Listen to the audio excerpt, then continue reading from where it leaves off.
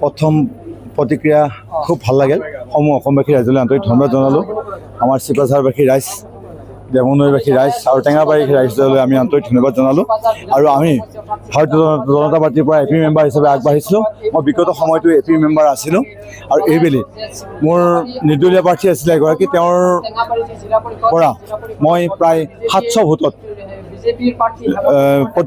আগবাঢ়িলোঁ আৰু মই নিৰ্বাচিত হ'লোঁ। আৰু গতিকে সমূহ টেঙাবাৰী ৰাইজলৈ আমি আন্তৰিক ধন্যবাদ আৰু কৃতজ্ঞতা জনালোঁ। আপোনালোকৰ ৰাজনৈতিক এই জয়যাত্ৰাত দ্বিতীয়বাৰৰ কাৰণে মোক এনেকুৱাকৈ উৎসাহিত কৰাৰ বাবে। আৰু মই আশাবাদী যে ভাৰতীয় জনতা পাৰ্টীৰ নীতি আদৰ্শৰে ভাৰত মাতৃৰ আগবাঢ়ি যাম।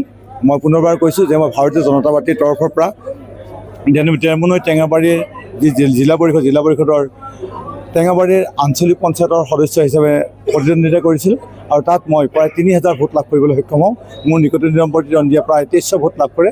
মই 700 ভোটত নিৰ্বাচিত হওঁ আৰু ইয়াৰ জৰিয়তে মই সমূহ টেঙাবাৰীবাসী ৰাইজলৈ আমি আন্তৰিক ধন্যবাদ আৰু কৃতজ্ঞতা জনালোঁ যে মোৰ এই জয়যাত্ৰাত, ৰাজনৈতিক জয়যাত্ৰাত আপোনালোকে দ্বিতীয়বাৰৰ কাৰণে ঔতুলাবাসীৰ লগতে দ্বিতীয়বাৰৰ কাৰণে সহযাত্ৰী হ'লে আৰু মই যিমান পাৰোঁ ৰাইজৰ সেৱা আগবঢ়াবলৈ চেষ্টা কৰিম বিগত সময়ৰ দৰে।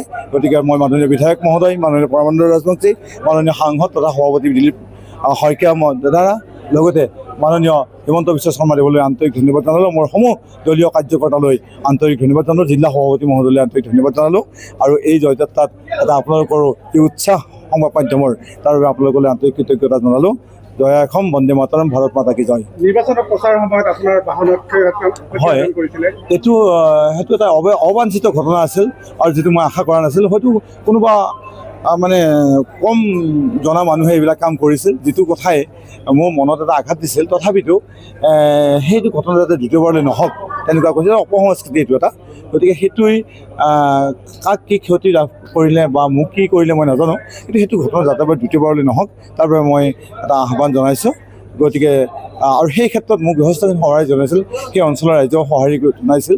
গতিকে এইটো ঘটনা যাতে দ্বিতীয়বাৰলৈ নহওক তাৰ বাবে মোৰ ধন্যবাদ জনালোঁ আপোনালোকলৈ। যিকোনো খবৰ আৰু বিজ্ঞাপনৰ বাবে যোগাযোগ কৰক 7896121996 লগতে 7002537271 আৰু 9854011916।